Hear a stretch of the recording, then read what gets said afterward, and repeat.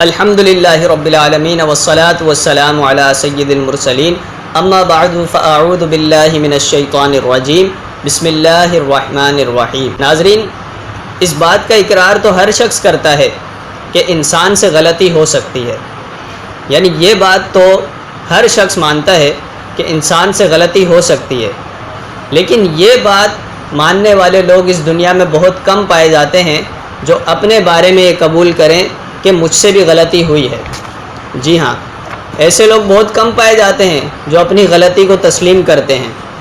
ایسا کیوں ہوتا ہے؟ حالانکہ کامیاب ترین لوگ تو وہ ہوتے ہیں جو اپنی غلطی کو تسلیم کر لیتے ہیں، اپنی غلطی کو مان لیتے ہیں اور اپنی غلطی مان کر اس غلطی کو سدھارنے کی کوشش کرتے ہیں۔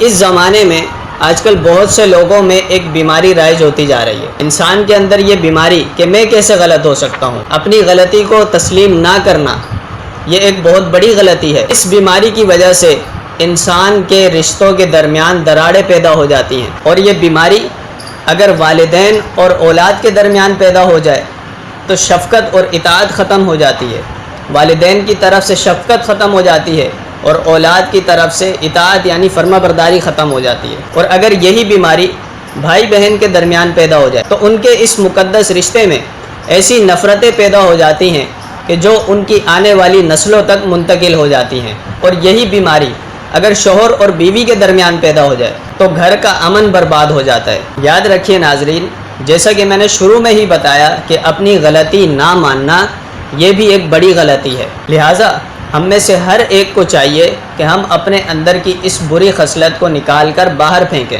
غلطی نہ ماننے کی دو وجوہات ہیں۔ نمبر ایک، بعض اوقات انسان کو اپنی غلطی کا ادراک ہی نہیں ہو پاتا، اسے یہ پتہ ہی نہیں چل پاتا کہ میں غلطی پر ہوں، جس کی وجہ سے وہ انسان اپنی غلطی ماننے کو تیار ہی نہیں ہوتا۔ اور غلطی نہ ماننے کی دوسری وجہ ہے انسان کی اپنی انا، اپنی ضد اور ہٹ درمی، کہ جس کی وجہ سے انسان اپنی غلطی ماننے کو تیار ہی نہیں ہوتا۔ غلطی نہ ماننے کی یہ جو دو وجوہات ہیں، ان سے 4 طریقوں سے بچنا ممکن ہے۔ نمبر ایک، کم از کم اتنا علم دین حاصل کریں کہ جو ہر مسلمان مرد اور عورت پر فرض ہے۔ نمبر 2، اپنی غلطی پہچاننے کی عادت بنائیے، خود اپنی غلطیاں تلاش کرنے کی کوشش کیجیے۔ نمبر 3، جو عیب آپ دوسروں میں تلاش کرتے ہیں ان عیبوں کو اپنے اندر بھی تلاش کرنے کی کوشش کیجیے۔ پھر جو عیب آپ کو اپنے اندر نظر آئیں تو ان عیبوں کی اصلاح کرنے کی کوشش کیجیے اور ان عیبوں کو اپنی ذات سے نکالنے کی بھی کوشش کیجیے۔ نمبر 4،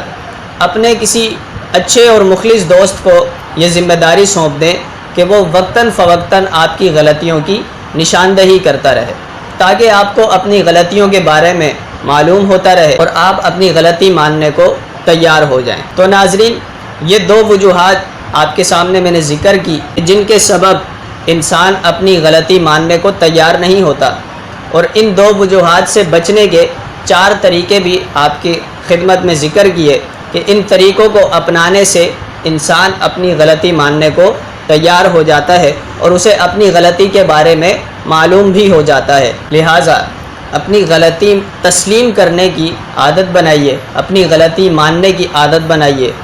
اللہ تبارک و تعالی ہمیں عمل کرنے کی توفیق عطا فرمائے، آمین، بجاہ خاتم النبیین صلی اللہ تعالی علیہ وسلم۔